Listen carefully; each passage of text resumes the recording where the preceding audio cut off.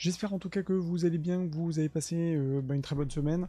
Pour ceux qui étaient là hier, eh ben, écoutez, ça m'a fait plaisir de parler d'art coréen, d'art. Oh, attention, pas que d'art, de design. J'ai vraiment fait un petit topo sur l'art contemporain du moment, en tout cas vraiment ce qu'on voit en Corée, ce qu'on ressent aussi bien dans la peinture, dans les arts numériques. Donc je vous avais fait une petite sélection qui était sympa, je vous invite à aller regarder si vous n'étiez pas là. Et ça c'était très sympa. Et aujourd'hui, donc le vendredi, écoutez, je fais toujours un point, 18h30, voilà, sur les news et les news expo de ce qui se passe et de ce qui peut être intéressant en tout cas à retenir, à regarder. Si vous aimez le Japon, essentiellement Japon, Corée, après je fais toujours un petit topo sur le reste, en tout cas quand il y a des actus qui sont intéressantes, hors évidemment Asie. Voilà, ça peut être... il y a quand même des choses intéressantes. Je vais juste vous reparler d'une vente qui s'est passée hier, parce qu'il y a beaucoup de choses autour de l'art, notamment des arts premiers. Mais ça, je vais en parler 30 secondes après, puisque en fait, on a plusieurs expos en ce moment. Ça, je retoucherai demain. Je commence sur le Japon. Je commence toujours Japon, Corée, Chine, et puis après les petits bonus, voilà, que je peux vous évoquer. Bien entendu, ce point va peut-être évoluer. Alors, je m'en mets en plein écran, c'est quand même mieux que ça. Sur 2025, je me rends compte que la caméra fait pas la netteté sur ma tête. C'est moi qu'il faut viser, c'est pas le fond. C'est pas grave. Si je me mets trop loin, voilà. Là, c'est la netteté sur ma trombine. Là, c'est moi. Je peux pas me coller comme ça. Mais là, c'est ma trombine, je suis net. Sinon, ouais, pas trop que je recule, sinon l'autofocus, il se met derrière. C'est pas grave. Je vais régler cette histoire. Ouais, donc, je sais plus ce que je vais raconter, c'est pas grave. Au niveau, oui, de ce point actu, exposition. En fait, l'année dernière, et même au début de cette année 2024, c'était un point que je faisais uniquement sur les expositions qui ont lieu en France, Belgique, Suisse. Donc c'était un listing des expos et des trucs à faire. Sauf qu'à certains moments, évidemment, en certaines périodes, on a moins d'activités. C'est bon, en l'occurrence là c'est Noël, vous avez quelques expos, mais il n'y a pas de nouvelles grandes expositions. Vous avez plutôt des marchés d'artisanat. Donc ça qu'à certains moments, ce point expo, progressivement en fait j'ai rajouté des news et ça en est devenu plus un point news actu pour faire un peu le listing, les nouveautés, en gros une revue de presse de l'art, hein, bien entendu, qui est quand même revue de presse à 80% liée évidemment aux expos qui ont lieu. Donc c'est un 2 en 1. Si par rapport à ce point-là, vous avez des souhaits spécifiques, c'est-à-dire que vous voulez peut-être que je fasse juste un point actu expo Japon, actu expo Corée, et puis on parle de tout le reste, eh ben, écoutez, n'hésitez pas à me le dire en commentaire, je suis en train de caler le planning de 2025, donc je fais ça parce que je réfléchis en même temps. Si vous avez vraiment pas une envie particulière que je traite uniquement des expositions, de faire un listing un peu des galeries, revenir un peu à ce que je faisais au début de l'année, bah écoutez, et notamment d'ailleurs, grosse parenthèse, mais un focus sur les expositions au Japon, en Corée, en Chine, du moins les choses qui me paraissent pertinentes si ça vous intéresse pour noter par exemple des noms de galeries, des noms d'artistes, même si je fais une curation, maintenant tous les mois je vais faire une curation, une sélection d'artistes, donc ça vous aurez des noms, mais voilà, si vous voulez que ce point news actu, expo, soit peut-être plutôt par pays, je veux dire comme ça, bah écoutez, dites-moi, ou si vous le voyez le truc un peu différemment, voilà, avec c'est ouvert. Voilà. Je trouve que le format revue de presse slash expo, c'est le bon plan, parce qu'encore une fois, la revue de presse, quand vous avez un article de presse, il est très souvent en lien à une expo. Donc avec grand plaisir, en tout cas pour ajuster en fonction de votre besoin. Bien le bonjour Kailana, tu me diras ce que t'en penses d'ailleurs. Tu es sur mobile dans le métro. Bonjour le métro. Et tu m'entends bien. Je peux parler un peu plus fort si tu m'entends pas bien. Je suis dans le métro là. Je tiens le bar. Je tiens la barre. J'espère que tu vas bien en tout cas Kailana, ça me fait bien plaisir. Donc oui, je disais que ce point Expo News, je suis en train de réfléchir comment l'orienter, peut-être le changer, pas changer mais plutôt réadapter, peut-être par pays, à voir, c'est-à-dire faire un point sur les expos, les news Japon, un point news Corée, ce qui peut faire un peu plusieurs points aussi dans le mois. Voilà. Vous me dites un peu ce que vous en pensez par rapport à ça. Je pense que le concept de faire news, je vais pas transmettre un ton bonjour au métro, il y a du monde. Bah écoute, voilà, Eh ben, bonjour, j'envoie des bonnes ondes alors à tous ceux qui sont dans le métro. Le principal, c'est que tu m'entendes. C'est le principal. Alors, petite actu qui est fort intéressante, qui est dans l'autre sens. Dans le sens où, là, je vous parle plutôt du marché de l'art au Japon. Merci, top Kailana, si ça rentre bien. Le quotidien de l'art, je vous en avais déjà parlé lors d'un point. C'est un magazine, pour moi, qui est plutôt pour le public, entre guillemets, averti, qui travaille dans la médiation culturelle, dans le marché de l'art. C'est vraiment un quotidien de l'art orienté professionnel, je dirais. Mais pas que, parce qu'il y a quand même des articles qui intéressent, même si voilà, vous aimez le musée, vous travaillez pas dans un musée, mais vous aimez quand même ces questions-là de muséographie, médiation. Regardez le quotidien de l'art, c'est vraiment un très bon numéro. Et donc, le quotidien d'art vient de faire c'est sorti hier, un petit article sur le Japon, nouvelle destination des galeries. Pourquoi je vous en parle? C'est parce que cette année déjà, on a vu qu'il y avait quand même beaucoup de mouvements autour des arts, en Corée notamment, ou en Chine, de foires d'exposition dans lesquelles vous avez des galeries qui ne sont pas que des galeries coréennes, en tout cas d'Asie, qui présentent. Vous avez plein de galeries américaines, des galeries d'autres pays, hein, espagnols, italiens, un peu de français aussi. Très souvent d'ailleurs, des grands noms quand même de galeristes dans l'art contemporain qui sont là-bas. Bon, le Japon est un petit peu ralenti, exposait beaucoup évidemment notamment d'artisanat Kogei, donc des artistes et des galeristes japonais. Mais là, c'est une analyse en fait qui est ressortie d'un rapport de Deloitte, Art et Finance, qui montre qu'il y a un mouvement, en tout cas il y a une mouvance qui a bougé, hein, en tout cas comme ils le disent, c'est surtout à partir de 2023 avec l'inauguration inaugurale de la foire internationale de Tokyo Gendai, où il y a un mouvement qui fait que Tokyo et le Japon commencent à vouloir... Salut Vegidio, j'espère que tu vas bien. J'espère que tu vas bien. Ouais, moi aussi j'envoie des cœurs. Donc ouais, je parle du Japon qui est en train d'essayer de retrouver une place sur la carte de l'art contemporain, mais pas que, le papier. J'ai pas lu tout le rapport, hein, de Deloitte, mais c'est un rapport, vous avez plusieurs pages, hein, Deloitte, c'est un gros rapport. Je pense que je vais me faire plaisir à lire ça pendant les vacances. Ce rapport donc qui explique que le Japon est en train d'attirer les galeries. Et c'est pas plus mal parce que, comme je vous l'avais dit précédemment, c'est vrai que dans le monde des galeries, dans le monde du marché de l'art, c'est vrai que les galeries sont très importantes parce que c'est elles qui, évidemment, vont diffuser, vont faire découvrir des jeunes artistes. C'est pas les musées, hein, vous verrez pas des nouveaux artistes, des jeunes artistes dans les musées, c'est déjà les galeries qui vont construire toute une visibilité autour de ces artistes. Et puis ces artistes peuvent eux-mêmes exposer à titre personnel, mais les galeries, c'est une des pièces maîtresses, évidemment, de l'échiquier du marché de l'art, de la collection, évidemment de la découverte, puisque sans les galeries, voilà, vous n'auriez pas autant de points de visite, je vais appeler ça des points de visite, pour aller découvrir l'art. Donc, c'est très bien que le Japon qu'on reprenne un peu une place sur ce milieu contemporain, parce que c'est vrai que dernièrement, je vous en parle souvent, et je pense que c'est vraiment depuis le Covid, ça s'est quand même très renforcé, le Japon présentait essentiellement, en tout cas dans les grandes foires, les éléments de l'art Kogei, de l'artisanat Kogei, l'artisanat japonais par des japonais, principalement 90%. Et donc c'est vrai que là on voit qu'il y a quand même une mouvance dans le bon sens et qu'il y a quand même des galeries d'art contemporain qui viennent s'installer.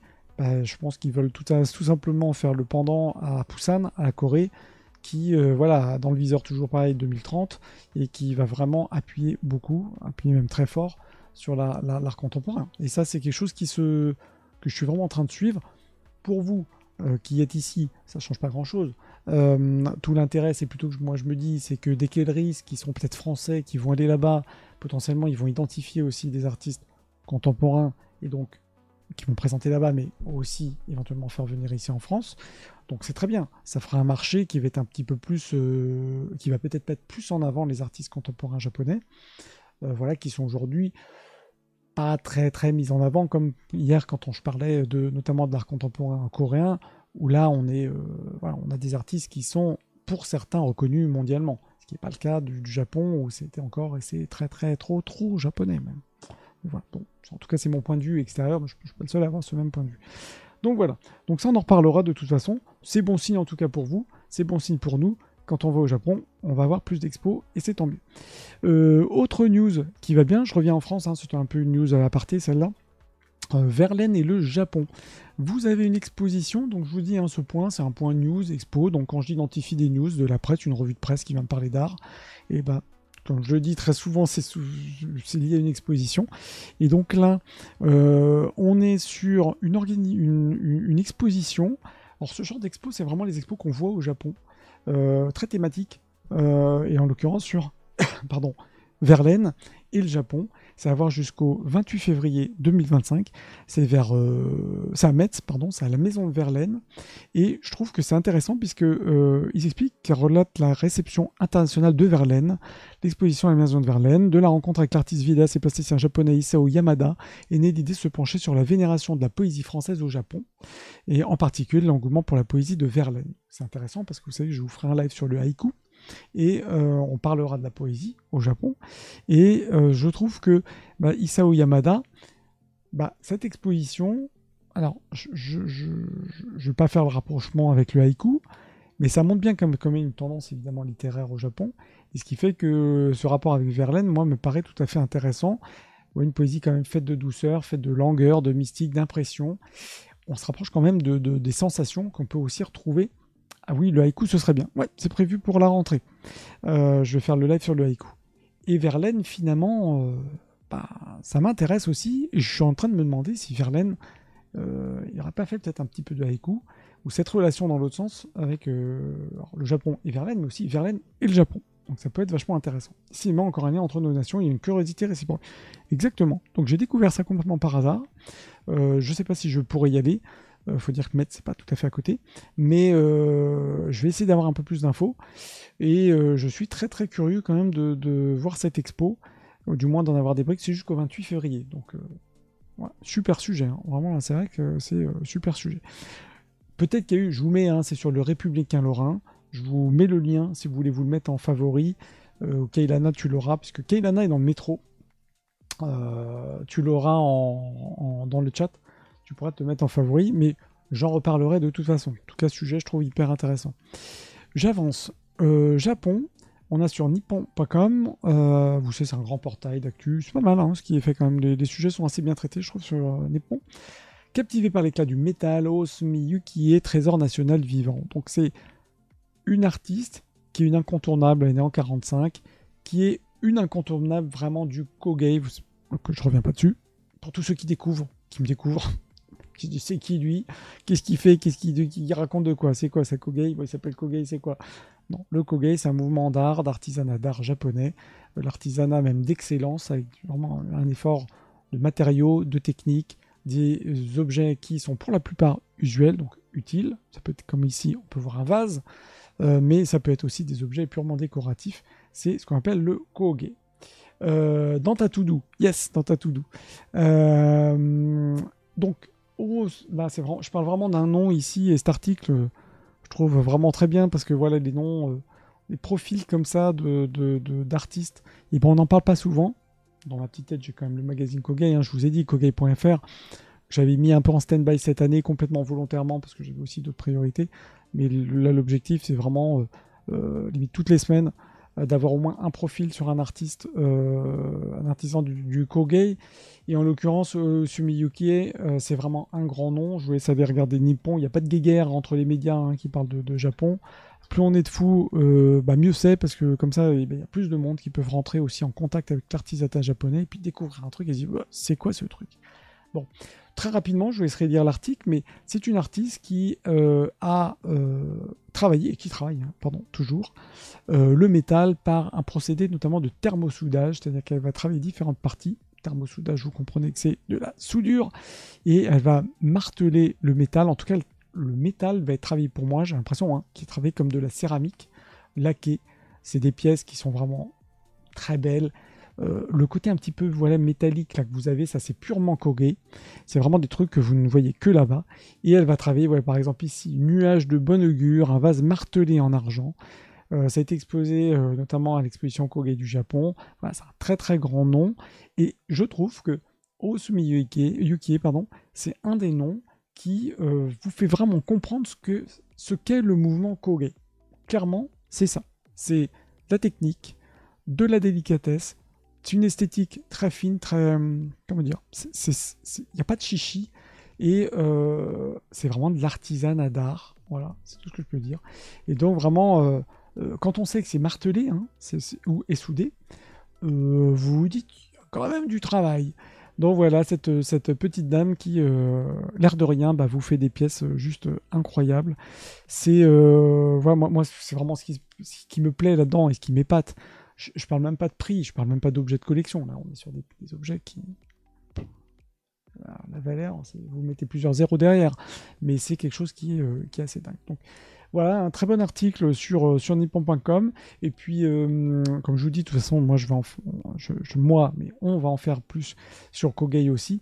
En tout cas, je pouvais pas ne pas vous parler de Sumi Yukie, une petite dame qui fait son truc de dingue dans son atelier et qui est trésor national vivant.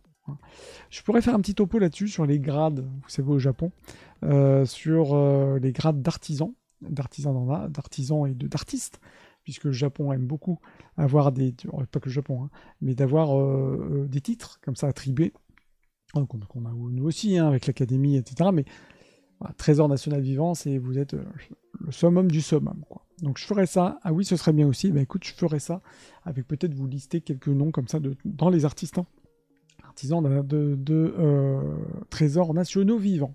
Et ben hop, c'est dans la petite liste des sujets à traiter. Avec plaisir. J'avance sur une autre exposition que j'ai vue.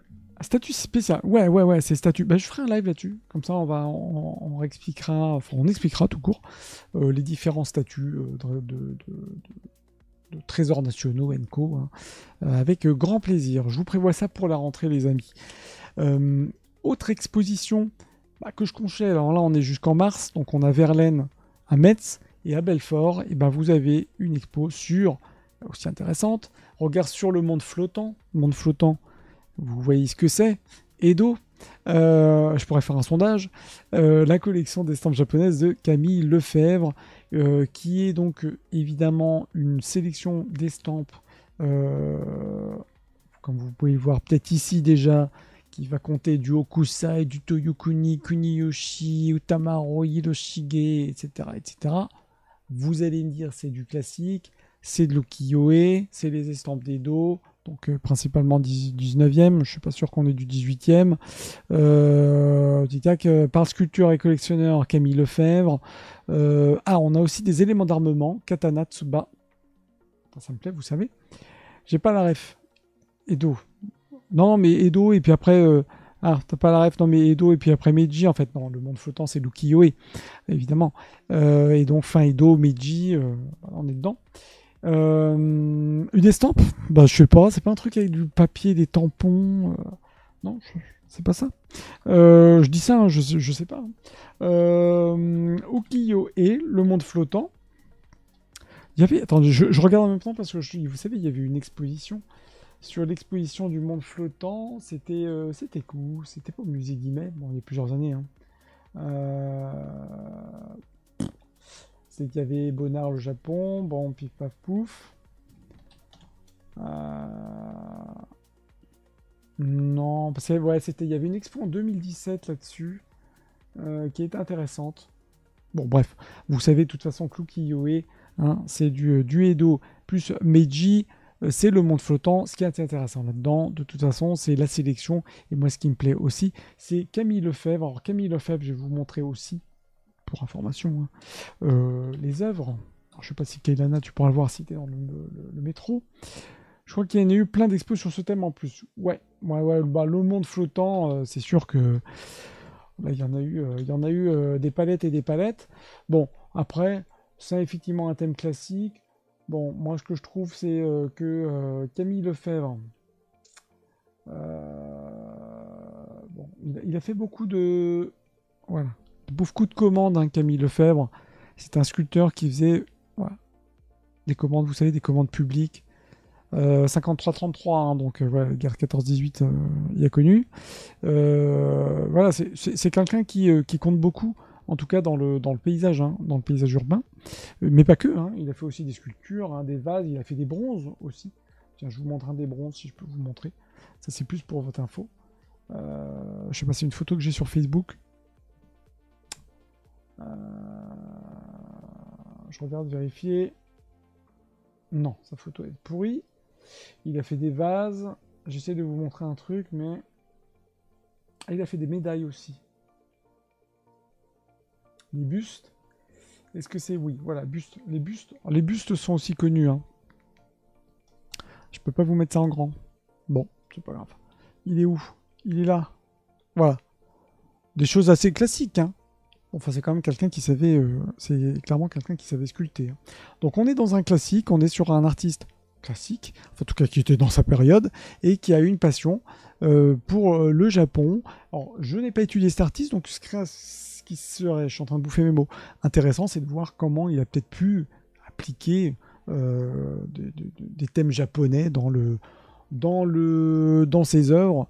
Donc je suis assez curieux quand même de voir aussi cette collection japonaise. Sachez que c'est donc à Belfort et c'est jusqu'en mars. Est-ce que je vous ai mis le lien? Je vérifie. Non, je vous ai pas mis le lien, donc je vous le donne, bien entendu. Paf. Comme ça, vous l'avez. J'avance, les amis, sur autre chose. Et je passe encore sur le Japon. Dernier sujet Japon. Après, je vais passer en Corée. Nouvelle République. Petit article à Pleumartin, dans la Vienne. Oh, attendez, je vais regarder où est Pleumartin. Pleumartin. J'ai vu ça et puis par contre je ne situe pas du tout Pleumartin. À Pleumartin. Ah putain, ça m'énerve sa map. C'est dans la Vienne. Eh ben, on va mettre la map de la Vienne. Hein. Ouais, mais ça me dit pas par rapport à Poitiers où c'est. Bon, vous situez la Vienne. Hein. Pleumartin, est-ce qu'on le voit? Bon, ça doit pas être très très loin de Poitiers, hein, de toute façon. On va faire ça. La Vienne, bien entendu, vous voyez, c'est par ici pour ceux qui ne situent pas. Pleumartin, eh ben, ce qui est assez intéressant, c'est que là, on a une vannerie d'excellence à Pleumartin. Alors j'aime beaucoup. Pourquoi? Parce que c'est pas un japonais, c'est un français qui s'appelle Stéphane Forêt-de-L'Eau, qui a installé son atelier de travail à Pleumartin. Et dans cet atelier, qu'est-ce qu'il fait ce monsieur? Il fait de la vannerie japonaise comme on aime. La vannerie qui est assez incroyable, puisque c'est quelqu'un qui a travaillé pendant 15 ans, hein, laboratoire de recherche. Il a travaillé dans le vivant, la création de l'expression marrante. C'est assez marrant parce qu'il travaillait dans le vivant et derrière, il a voulu, dans sa pratique artistique, vraiment développer cette vision autour du bambou et tout ce qu'il y a derrière le bambou. C'est comme un matériau naturel, évidemment. Un matériau qui bouge avec le temps, un matériau qui peut être utilisé avec des fleurs, avec la vie, c'est magnifique. La vannerie, c'est beau ce que je raconte. Il a passé quelques semaines au Japon, avec notamment la fondation Sasakawa. Je ne sais pas si je vous en avais déjà parlé de la fondation Sasakawa, qui est une fondation en fait qui aide justement beaucoup les artistes qui veulent aller organiser des expositions au Japon, les artistes qui veulent se former là-bas. Bref, la fondation Sasakawa, c'est un des acteurs qui favorise cette relation entre la France et le Japon. Et donc voilà, donc tout ça pour dire que c'est vachement bien de voir, parce que la vannerie, là aussi, vannerie, chose très très rare au niveau des artisans. J'ai aucune de tes refs. J'ai de quoi rattraper. Bah écoute, très bien. Hein. Fondation Sasakawa, tiens, je vais vous mettre Fondation Sasakawa aussi, si ça vous intéresse. C'est une fédération franco-japonaise, relation d'amitié depuis 30 ans. Boum, comme ça vous avez les liens, les amis. Qui organise des confs, qui organise des expos. J'en avais déjà parlé, notamment, je crois, à Giverny, là, Matsu. C'est eux qui essaient de soutenir. Ouais, il y a plein de projets soutenus, ils aident, c'est assez intéressant. Yes, ça fait des sujets de live, yes. Et donc voilà, pour en venir à notre ami, que je connais pas personnellement, mais je le salue si un jour il tombe sur ce live, Stéphane Forêt-de-L'Eau, et très bien, hein, parce que la vannerie, encore une fois, c'est un art qui n'est pas des plus simples, et qui est aujourd'hui, évidemment, principalement fait encore aujourd'hui au Japon, et c'est top de voir qu'il y a des artisans qui manquent un peu de visibilité, mais qui arrivent quand même à être soutenus par des fondations comme ça, et qui donc vont pouvoir promouvoir leur travail. Et là aussi, ça me fait dire que, vous voyez, Pleumartin, on n'est pas à Paris, on est en région, et il a fait son atelier là-bas, il a bien raison, ce qui me fait dire aussi que moi je suis en train de me chercher un atelier, un lieu, et je me dis je vais pas du tout rester sur Paris, et pourquoi pas aller effectivement dans la Vienne ou dans la Normandie, trouver un truc pas trop loin, parce que vous dites que en fait on peut faire des choses, encore une fois, pas que sur Paris. Il y a le moyen d'être présent autre part. Voilà, j'ai envie de le dire. Parce que je crois beaucoup, et moi je vois même, hein, je vous le dis, je crois que je vous l'avais déjà dit, mais la plupart de mes clients, majorité de mes clients, collectionneurs ou amateurs d'Asie, sont des gens qui ne sont pas que parisiens. La majorité sont des gens de toute la France. Voilà. Je vais quitter Paris. Bah, pour le moment, tu sais, moi j'ai des enfants, ils sont au collège, lycée, donc moi, oui, moi, clair que j'ai pas envie de rester sur Paris. Je pense que j'en ai fait le tour. Je suis né à Paris, hein. Mais ouais, non, non, bah là, dans le cadre de mon activité, j'ai deux choses. J'ai trouvé un lieu qui pourrait faire galerie. Clairement, aujourd'hui sur Paris, vu le prix, c'est juste. Bah, vous voyez toutes les boutiques, hein, je pense que toutes les boutiques, même boutiques qui vendent pas que de l'art, hein, qui ferment tous les pas de porte. Voilà, et pour retrouver des lieux, je ne vous raconte pas les sous. Donc, pourquoi se cantonner à être ici si on peut trouver moins cher autre part? Et en sachant qu'on a quand même potentiellement des gens qui sont d'autre part. Tu dis déménagement au Japon, bon, c'est encore compliqué. Alors, d'ailleurs, au Japon, moi, vous savez, je me suis jamais dit que j'allais habiter 100% au Japon. C'est d'y être régulièrement. Par contre, d'y habiter tout le temps, je pense que, bon, c'est compliqué. Ça c'est encore beaucoup plus complexifié depuis le Covid. Donc, non, non, Paris au Japon, non, non, au Japon, c'est d'avoir un pied à terre, d'y être plus régulièrement, mais pas d'y habiter, pas de déménager totalement là-bas. Et puis, dans un sens, vu mon activité, moi je travaille quand même beaucoup avec des Français, j'ai aussi travaillé plus aussi avec, enfin bref, l'Europe. Donc, et les États-Unis, donc c'est vrai que quand tu es au Japon, bon, t'es un peu compliqué. On viendra se capter, avec plaisir. Oh, bah, c'est mon sujet dans la petite tête. Ça, clairement, j'attends un petit peu, mais c'est tout à fait possible, hein. Pour tout le monde, hein, d'ailleurs, hein. Aujourd'hui, le Japon, vous pouvez trouver des petites maisons sympatoches là-bas. Bon, c'est le truc, c'est que quand vous êtes en France, vous faites pas le Japon-France tous les jours. Voilà. Donc, non, non, pour répondre à ton histoire, à ta question, c'est parce que je cherche donc, effectivement, un endroit galerie.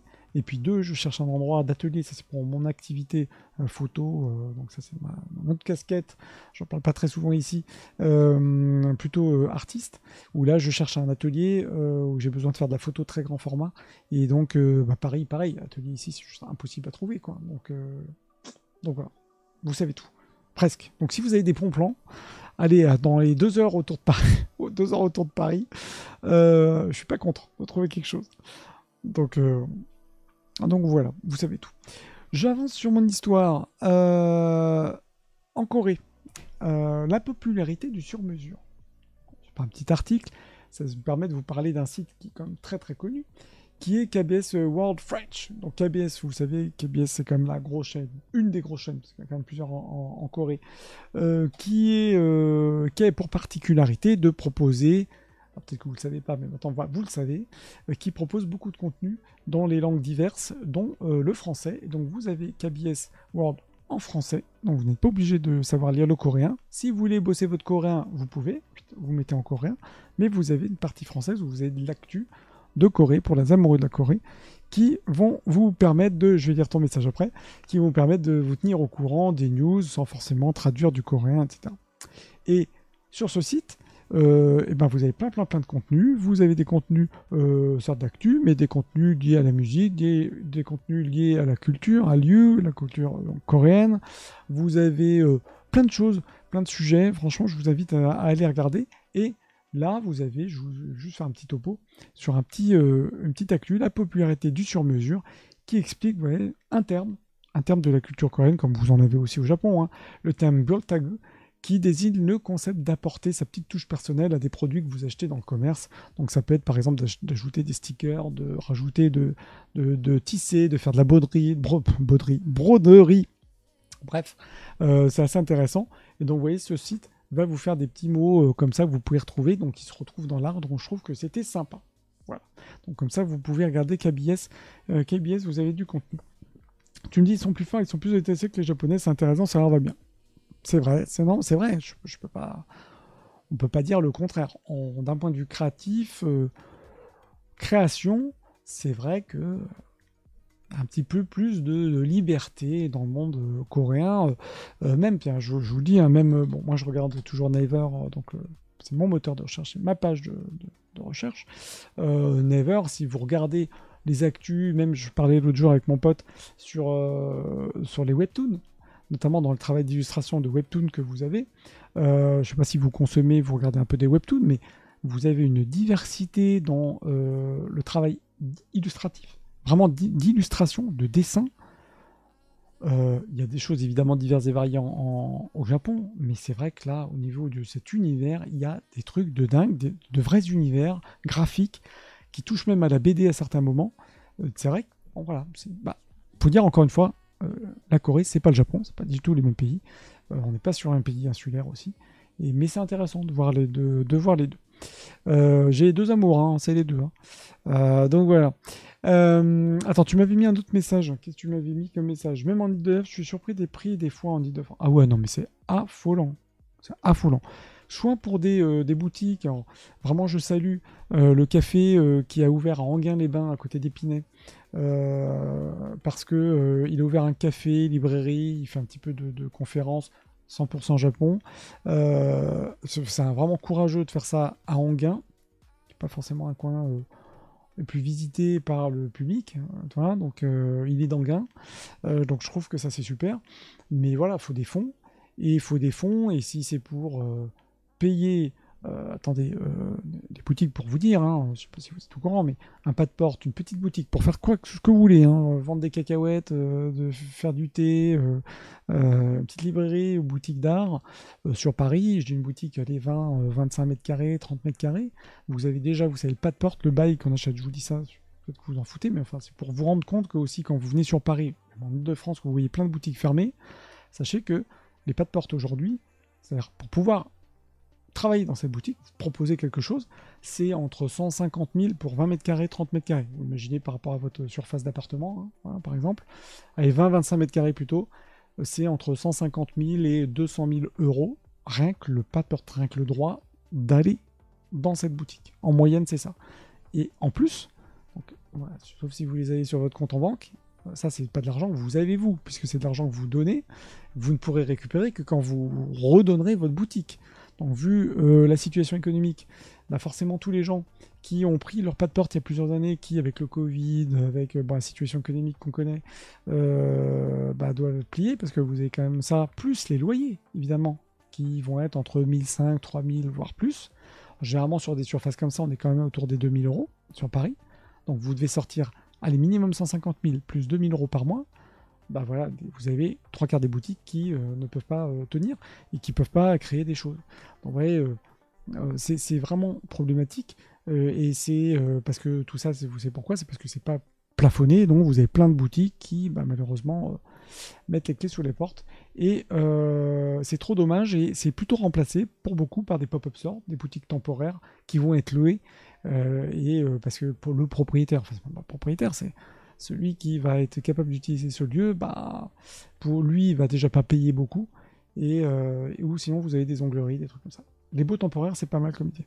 Oui, mais alors, pour moi, dans mon cadre de mon activité, je veux un bail, je veux pas un bail temporaire, moi je veux même acheter, parce que, encore une fois, vu l'activité en France, et puis l'idée de mettre, vous savez, mettre 100 000 euros dans un truc, il faut que j'aille à la banque, le machin, et que vous n'êtes pas sûr d'avoir, parce que là, vous savez qu'il y a plein de boutiques, donc de gens qui avaient leur bail. C'est pas le propriétaire. Le propriétaire, lui, il a les 100 000. Donc le bail, c'est vous le refilez à quelqu'un. Il faut que quelqu'un, si vous avez payé 100 000 euros, il faut que vous ayez quelqu'un d'autre, une autre personne qui veuille faire reprendre votre boutique, paye les 100 000 euros. Donc autant dire qu'aujourd'hui, c'est quand même un peu compliqué. Donc voilà, c'est pour ça que vous avez plein de boutiques qui sont fermées, parce qu'il n'y a pas de repreneur, et c'est compliqué de trouver tout ça. Bref. Petit aparté, pour vous expliquer qu'aujourd'hui, en Ile-de-France, c'est vraiment c'est fou. Et donc vous regardez par contre, je sais pas moi, je vais dans Provence, les prix sont rien à voir. Hein. Autre part, il n'y a rien à voir. En Normandie, rien à voir. Les aides des mairies, de petits bleds, il y a moyen. Ouais, voilà, ouais. Mais bon, voilà, le problème, c'est que les mairies, tu sais, ils aident pas, non. Ils aident, mais pas tellement non plus. Hein. Sur les baux, de toute façon, Tu pourras avoir une petite aide, mais ce sera essentiellement ta relation en toi avec le propriétaire. Hein. Bon, bref. Mais c'est compliqué. Bref, bon, je vous parle de ça parce qu'on a parlé de ce sujet. Hein. J'avance. Non, je sais pas pourquoi j'ai refait du tournant, ça en était venu. Sortir à Paris. Mais non, pourquoi je suis sur sortir à Paris? Je m'en fous de sortir à Paris. Non, c'était sur le musée Cernuschi. Je voulais vous juste revenir sur l'exposition du moment par rapport, vous savez, aux peintres vietnamiens, puisque là aussi, je vous en ai parlé cette semaine. Le Vietnam, on n'en parle pas assez souvent. L'art vietnamien, on en parle encore moins. Et vous avez pas encore eu de papier qui parlait de ça, mais si vous voulez vous faire des expos qui sortent de l'ordinaire sur Paris, bon, on a déjà parlé hein, l'autre fois de Chialu Chiota, je ne reviens pas là-dessus, évidemment à voir et à réserver, allez au musée Cernuschi, parce que vraiment, la peinture vietnamienne, c'est beau à voir. C'est vrai que c'est beau à voir. Notamment, vous savez, les feux, etc. Bon, bref, tout ce que je vous ai présenté, c'était lundi. Allez-y au musée Cernuschi. Et même si vous ne connaissez pas, si vous, je sais pas, vous venez sur Paris par hasard, profitez-en. J'y vais dans les prochains jours à Chiota. Ouais, Chiota, le Chiota. Donc Cernuschi. Pensez à Cernuschi en termes d'expo. Pensez évidemment à Chialu Chiota, qui est au Grand Palais. Et comme on le disait précédemment, là aussi, vous avez le temps puisque c'est jusqu'en mars. Mais pensez à réserver votre créneau. Bon, moi, la seule crainte, c'est qu'on est sur le Grand Palais. C'est que qui dit créneau dans un musée français, les jauges, elles sont souvent au doigt mouillé. Donc, vous avez des jauges, mais c'est pas des jauges à l'américaine. Hein. Donc, je vous conseille fortement plutôt d'y aller en matinée. Ça, c'est déjà le premier point. Et puis, bon, bah voilà, si vous pouvez y aller, vous ne pouvez pas faire autre chose que d'y aller pendant les vacances, franchement, bah, allez-y, vous ne pouvez pas rater ça. Chialu Chiota, qui est comme une grande rétrospective. Donc, artiste, là aussi, j'en ai fait un live, c'était semaine dernière. L'artiste du fil rouge, blanc, noir, vous ne pouvez pas la louper. Avec, vous avez 7 salles, plein d'œuvres, des dessins, c'est assez incroyable. Et je rappelle que Chialu Chiota, elle est vivante. Hein, mais généralement, des rétrospectives comme ça, d'œuvres, c'est quand un artiste n'est plus là. Mais, là il y a... Donc ça, c'est vraiment très, très, très gros expo. Donc, bah, tu me diras ce que t'en penses, Kevin. Sans spoiler. Hein. Mais bon, tu spoiles jamais les expos. Tu dis toujours ce que t'en penses, tu spoiles jamais, donc c'est très bien. Mini, oui, parce que je suis allé voir Mini, je trouve affreuse les Mini, c'est horrible. Bref, du retour du Japon, les baroudeurs de la maison de jeunes de Dour ont organisé une exposition photo. Respect de l'autre. Donc là, ça dans le sens aussi. Exposition, je vous tiendrai au courant. Je suis en train Voilà, c'est mes expos photos à moi. Hein. Chine, Séoul. Je vais essayer de faire ça. Il faut que je trouve une galerie. Si vous entendez parler d'une galerie qui cherche quelqu'un à exposer quelqu'un en photo, eh ben vous me faites signe. Hein. Du moins, peut-être pour le premier trimestre. Je n'ai pas encore commencé à contacter les galeries. Mais voilà. Bref.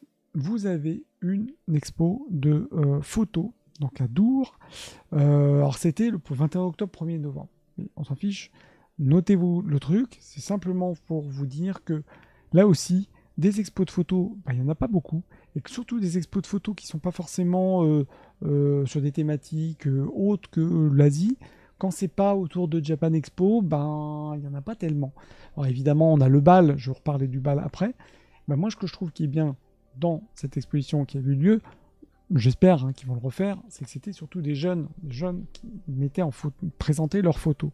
Là aussi, c'est positif, parce que je trouve que c'est des photos. Attention, c'est pas une grande qualité de photos, hein, on est d'accord, mais je trouve que c'est bien d'aller voir aussi des photos. Ça l'avait pas mal, même si, bon, il y a des choses aussi à dire, mais c'est bien de voir des expos de photos. On est tous habitués à voir du photo du Japon, de la Corée sur Instagram. C'est cool aussi d'aller voir des expositions avec des vraies photos tirées. Parce que la photo, c'est quand même un médium tiré sur papier hein, à l'origine. Et c'est bien d'aller en voir. Donc voilà, je voulais juste vous parler de ça. Dans la photo, pour rebondir là-dessus, pensez que vous avez le bal. Le bal photo. Bim bam boum. Puisque vous avez jusqu'à dimanche. Ouais, dimanche. Yasuhiro Ishimoto, on en avait parlé rapidement, qui est un photographe donc noir et blanc, vraiment très très beau tirage, qui sont présentés au bal. Le bal, là aussi, c'est un lieu que vous pouvez vous noter. Je vous remets ça dans vos petits calepins, qui est un lieu très intéressant, plein d'expositions, essentiellement Japon. Tiens, on va vous montrer, on va se mettre la vidéo comme ça. C'est un des acteurs, voilà, de la photo, du réalisme japonais. Ce qui est intéressant, c'est qu'il a bossé à la fois aux États-Unis. C'est un japonais, mais qui a vécu aux États-Unis. On voit Chicago, donc il a un regard différent. C'est pas de la street photo, j'en avais déjà parlé. C'est de la photo un peu à la Douaneau, vous voyez. Et surtout, moi, ce que j'aime beaucoup, c'est le grain. C'est ce côté que vous avez très texturé dans la photo, très contrasté, et un petit peu de street. C'est-à-dire qu'il a fait un peu comme ça des photos artistiques dans la rue. Et à les regarder, c'est vraiment excellent. Il y a ce lieu Ishimoto. Si vous ne connaissez pas, je vous invite vraiment à aller au moins jeter un œil pardon, à ce lieu qui s'appelle Le Bal, qui fait d'autres expositions. Le prochain, c'est l'Aya Abril. On n'est pas du tout sur que du japonais, mais c'est vrai que dans les photographes, Le Bal a proposé très souvent des artistes japonais. Voilà. Et ben voilà, au niveau des news, je crois que j'ai fait le tour. J'ai pas trouvé d'autres choses. Si, que je suis con, je vous ai pas parlé de la Chine encore. Vous aviez un autre article, je me tape toutes les pubs mini. Incroyable. D'ailleurs, si vous avez je sais pas, un retour sur les mini, je sais pas ce que ça vaut, les mini, je pense que c'est pas mal. Hein, bref, ça vaut une blinde quand même. D'occasion, hein, je cherche. Peu importe. Je cherche une petite voiture en fait. Deux mondes, une philosophie artistique, les traditions communes de fabrication de la théière Zisha et du verre de cristal. Un article sur l'Observateur de l'Europe qui donc vous fait un topo sur les petites céramiques là, qui sont incroyables, les poteries Zisha chinoises. Je me note sur les techniques notamment de fabrication. J'avais posté des trucs sur Instagram là-dessus. Là aussi, c'est un sujet que j'ai prévu de faire. Et vous avez donc dans ce sujet, vous pourrez lire, découvrir ces céramiques. Bien le bonsoir Athénaix. J'espère que tu vas bien, que tu as passé une bonne semaine. Vacances ou pas vacances? T'es arrivé en pile poil sur la céramique chinoise. Hein. Alors, en même temps, tu te tapes les pubs de... non, ça va, tu te tapes pas trop les pubs de tapis de course. Ça va, mais tu te tapes les pubs En tout cas, j'espère que tu vas bien. Ça fait bien plaisir de te voir. Ouais, donc je disais les théières, la théière magique. Pensez à la Chine et à la porcelaine qui vous vient probablement à l'esprit. La ville de Yixin et l'est du pays abrite un type de poterie très distinct. La ville est réputée pour son ancienne théière Zisha, imprégné d'art et de précision. En fait, c'est tout un art, les Zisha. Je ferai un live, là-dessus spécifique. Pourquoi? C'est par la texture de la céramique. Vous pouvez voir ici, je vais essayer de zoomer. Ouais, un petit peu granuleux, une couleur comme ça, chocolat, café.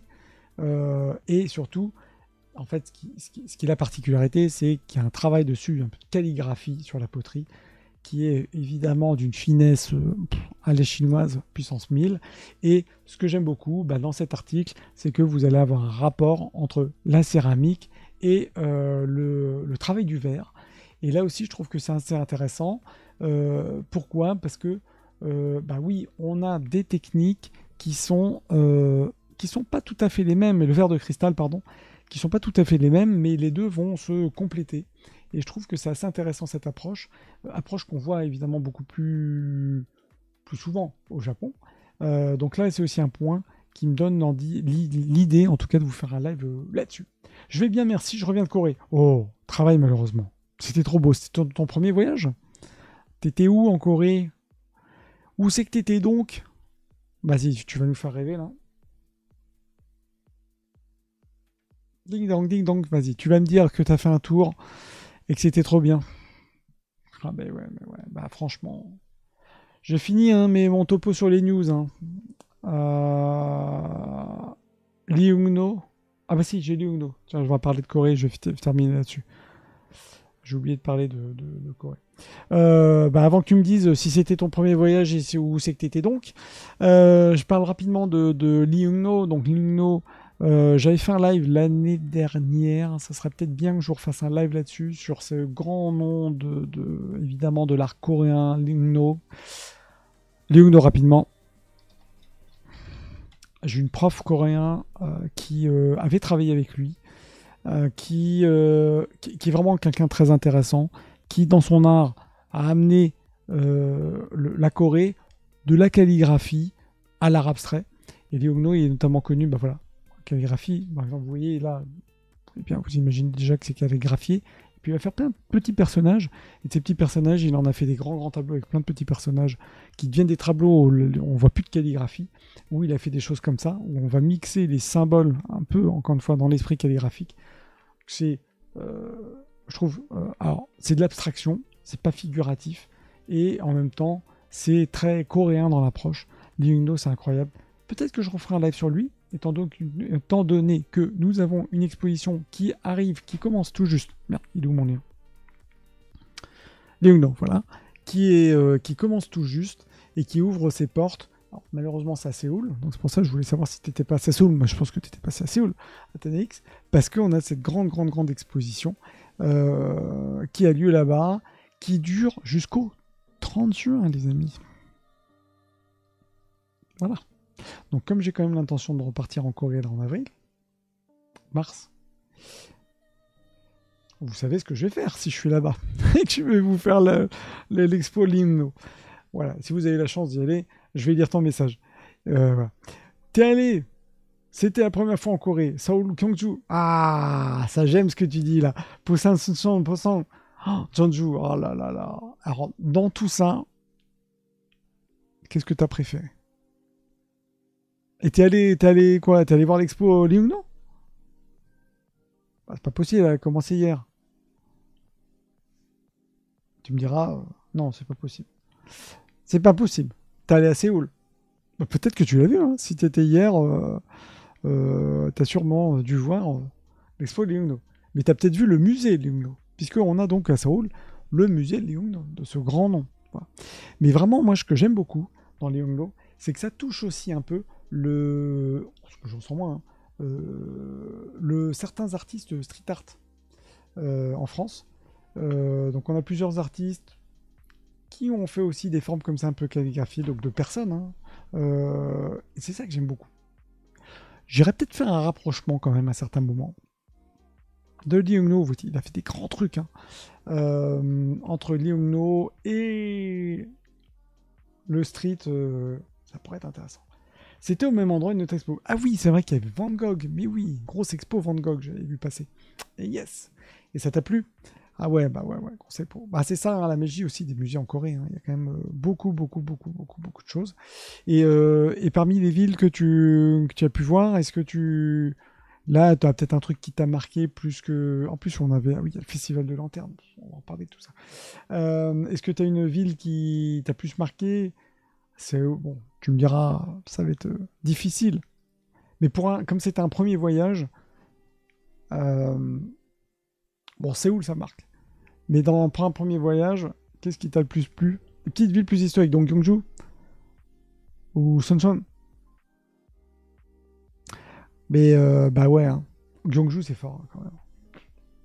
C'est fort Gyeongju. T'as bien fait hein, de faire ce petit topo. Et Bossang que c'était trop beau. Ah bah ouais, les sauts, tiens, on va montrer quand même pour faire du bien aux yeux. Donc là, t'es en mode, t'es revenu quand? T'es revenu tout récemment ou t'es encore en, t'es en bon jet lag ou pas là?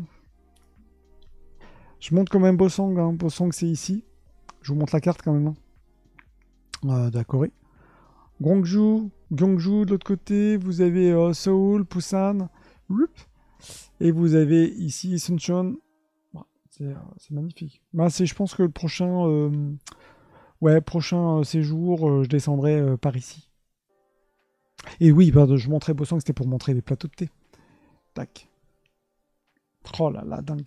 Là, tu étais rentré le 6 décembre. Et toute cette zone-là, là, les paysages, ils étaient comment en décembre? Parce qu'il commence à faire froid, là. Je sais pas combien il fait, là, mais il fait froid. Hein. Il fait pas chaud, là. J'ai mis quelques jours à m'en remettre. Ah ouais, tu m'étonnes. Mais c'est vachement bien ton petit parcours.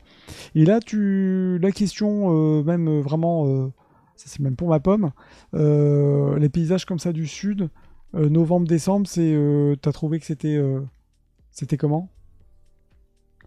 Parce que ouais, c'est sûr que c'est dingue. Hein. Bref, effectivement, je vais voir ça. De toute façon, Corée, c'est comme le Japon, il faut y rester. Hein.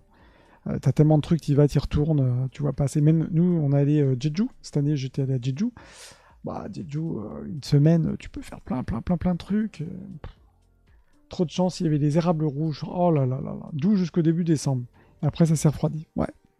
Bah, t'as eu beaucoup de chance. Hein. Ça, c'est génial. Hein. Franchement, c'est génial. Là, là, là, là. Ouais. Mais j'avais vu bah, début décembre, je crois, il y a eu le gros. Bah, un peu comme ici, je crois. Il y a eu le gros coup de froid. Bah écoute, c'est super. Puis Gyeongju, là, tu me fais rêver. Là. Toi, tu es en train de me dire qu'il faut que je réserve mon billet. Bah, c'est génial tout ça. Et bah ouais, si d'ailleurs, si vous voulez faire, j'ai fini mon petit point sur les expos actu, mais si vous avez des petits voyages, je le redis quand même, à réserver, si vous voulez l'année prochaine, peut-être réserver, booker vos voyages, oui, essayez de vous y prendre à l'avance. Je dis ça, mais très souvent, moi je réserve un peu au dernier moment, mais à l'avance. Et surtout, essayez de miser après les fêtes. Ça peut être le bon moment pour essayer de booker vos vols. Et pour ceux qui veulent aller au Japon, je l'avais déjà dit, bon, la grosse solution, en plus si vous ne connaissez pas la Corée, franchement, faites un stop par la Corée. Séoul, vous pouvez faire un petit trajet comme Athéna, voilà, passer par Busan, vous pouvez faire Séoul-Busan en train. T'avais pris le train ou t'avais fait comment d'ailleurs Athéna pour descendre dans le sud? Ou t'as fait un petit parcours en train? Moi, je l'avais fait en train, hein, même Gyeongju. Record de tombée de neige à Séoul depuis 75. Oui, ouais, c'est fou. En plus, Corée, quand même, il fait vraiment très froid l'hiver. Mais ouais, c'est complètement déréglé. Bah, je crois ils sont passés, c'est ça, d'un coup de chaud, un coup vraiment de chaud où t'es bien, d'un coup, un coup de froid. Mais pareil à New York. Hein. Il faisait super beau. Moi, quand j'étais à New York, t-shirt. Et genre un mois après, neige, quoi. Bus et train. Les bus sont incroyables. Ouais. Et t'as vu, même le train. Donc ouais, bah voilà, c'est cool ce que tu dis. Je ferai peut-être un live hein, au moment, peut-être début d'année, pour les réservations, un peu les tips. Mais ce que je peux juste dire, c'est que si vous voulez réserver, même pour la Corée, franchement, regardez pas trop entre faire un Paris, Busan, bref, faites Séoul, et puis vous prenez un train. Vraiment, le KTX, c'est hyper pratique. Et c'est vrai que, bah, comme le dit Athéna, visiter la Corée, il faut vraiment pas hésiter à prendre le train, le bus, pour aller pour visiter des zones. Je remonte juste, et je m'arrêterai là-dessus pour le live d'aujourd'hui, mais la Corée, vous avez en gros deux grands axes. C'est que quand vous partez de Séoul, il faut imaginer que les trains, ça part en Y inversé. Donc vous pouvez, c'est ce qu'il y a à voir d'ailleurs, vous allez faire le choix d'aller soit plutôt vers l'est ou faire le sud-est, ou vous allez faire l'ouest et le sud, en sachant que très souvent quand même, premier voyage, on va plutôt faire Séoul, Gyeongju, on va plutôt faire l'aspect historique à Gyeongju, Daegu, etc. et le sud. Après vous voyez la Corée, hein c'est énorme, vous avez plein de choses, vous avez plein de paysages, c'est incroyable. Et voilà, et ce qu'il faut retenir, c'est que vous pouvez très facilement réserver votre billet. Je pense que tu vas confirmer, mais les bus sont ouais, incroyables, sont à l'heure. Tu peux réserver tes tickets. Tout se fait avec Kakao, Kakao Map. Ce qui est bien quand même, je vous conseille quand même fortement. Je ne sais pas si tu parles un petit peu coréen, au moins si tu lis le Hangul, mais avant d'aller en Corée, même si attention, vous pouvez communiquer c'est quand même bien, c'est quand même beaucoup plus facile si vous arrivez quand même à lire le Hangul, ce qui n'est pas une obligation, c'est plus facile. Voilà, c'est ne serait-ce que pour le bus, le métro, etc. Bref, tiens, tu me donnes envie d'aller en Corée là. Non mais tu peux couper le live en fait, Athéna, c'est pas bien. C'est pas bien. Voilà, donc tout pour vous dire qu'on parlera voyage, mais pour l'avoir fait, vraiment, misez sur un Paris-Séoul. Séoul, vous pouvez aller en Chine. Séoul, vous pouvez aller au Japon, sur les vols intérieurs ou en bateau, bien entendu. C'est vraiment des choses qui sont intéressantes. Et pour avoir fait l'exercice entre Paris, Japon, Paris-Tokyo, Kyoto, Osaka même, et Paris-Séoul, vous gagnez 200 € facile. Surtout. Voilà, je vous le dis, comme ça vous êtes au courant. Voilà. Et bien évidemment, en Corée, Jeju, c'est vraiment avoir profité, enfin pour un prochain voyage, on peut pas tout faire, Mais même pour toi, Athéna, si vraiment tu as l'opportunité de pouvoir retourner en Corée, franchement, je te conseille vraiment Jeju aussi, hein. Vraiment, Jeju Island, tu peux y passer quelques jours, voilà, 5 jours, c'est bien. Et vraiment, c'est à voir. Putain, pourquoi tu m'as parlé de Corée? Oh, c'est pas bien. Là, là, là, là. Bref, bah, quand on parle de choses que j'adore, hein, c'est cool. En tout cas, si tu as des bons plans, de trucs que tu as pu voir d'expo, je sais pas, de lieux d'expo dans l'art, de trucs qui t'ont plu, en termes, bon, je sais pas, de lieux, de musées, de galeries qui t'ont marqué, limite, tu peux me faire un petit message ou tu me fais un listing, genre un DM ou je sais pas, sur Insta, ou t'as pas de problème. Comme ça, tu me dis. Tout le monde en parle et recommande, ça donne envie. J'avais peur pour la météo. Alors ouais, il faut juste que, effectivement, Jeju, bon, je dis effectivement oui, non, parce que tu peux y aller en bateau, tu peux y aller en avion, de Séoul, de Busan. Donc franchement, voilà, c'est sûr que il faut profiter du paysage, c'est comme travers, tu profites du paysage. Là-bas, par contre, tu prends, moi, on s'est déplacé qu'en taxi. De toute façon, si tu as tes applis coréennes, Kakao, tu taxes qui coûte vraiment rien. Et en plus, tout c'est électrique, hein. Franchement, c'est vraiment des paysans, c'est pas du tout la Corée de même Busan, hein. Enfin, je veux dire, on est vraiment très très différents. Puis la spécialité, c'est le halabong. C'est le jus de. C'est incroyable, le jus de halabong, qui a cette couleur. Et puis évidemment, on a les plongeuses. Voilà, c'est ma petite plongeuse fétiche. Voilà. Mais on parlera de voyage, hein, carrément, carrément. Et puis, mais n'hésite pas à partager les infos ou ouais, les trucs que tu as pu voir. Et puis comme ça, je peux en reparler avec plaisir. Je peux faire un truc un peu voyage, pourquoi pas, un peu par zone. De toute façon, entre la Corée, la Chine, le Japon, on a plein de trucs à voir. Plein de trucs. Sur ce, les amis, 19h33, ouais, une heure de live tranquillou bilou. Je vous lâche à temps pour l'apéro. Putain, j'ai acheté des bouteilles de soju. Soju. Avec modération. Aïe, aïe, aïe. Ouais, bonne soirée. Ça m'a fait plaisir de te voir. Ça m'a fait plaisir aussi de voir Keilana, mais t'étais dans le métro, Keilana, c'est pas très facile. Vegideo. En tout cas, bah, écoutez, passez un très bon week-end. Je vous donne rendez-vous alors, pour le dernier live de l'année. Je le ferai lundi, les amis. Je n'ai pas encore le sujet en tête, mais j'ai ma liste de sujets, donc je trouverai. Lundi, 21h. Je commencerai peut-être un petit peu avant de 21h. D'ailleurs, je réfléchis peut-être à commencer un peu avant, peut-être à 20h45, comme ça. Et ce sera le dernier live, puisque après, je renchaînerai début janvier. Bien entendu, le Kogai il sera quand même présent sur Insta, hein. Sur Insta et TikTok, je continue à publier, puis sur mon autre compte, etc. Bref. En tout cas, ça m'a fait bien plaisir de parler de Corée, Athéna. Tu m'as bien foutu le seum. Donc je vais me plonger dans mes bouquins là, de Corée, hein. Voilà. Très bonne soirée. Et ouais, vous avez des promos sur Soju en ce moment, chez Tang, chez Barista. Voilà, je dis ça. Je dis rien. Allez, ciao. Modération, avec modération, hein. Ciao, passez un bon week-end. Et puis, bah, profitez bien de Noël. Petit plus.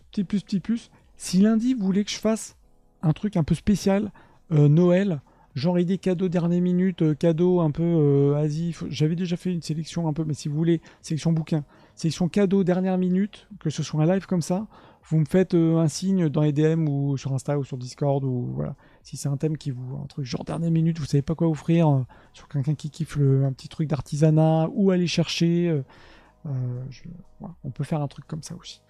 Sur ce, ça peut être trop cool. Et ben on peut faire un truc comme ça, tiens, lundi, au lieu de faire un sujet. Attends, lundi, on sera le combien? Parce qu'avant que je vérifie. Noël, c'est quoi? Lundi, c'est le 23. Ouais, c'est peut-être moyen. Il y a peut-être moyen de faire ça avec cadeau de dernière minute, hein.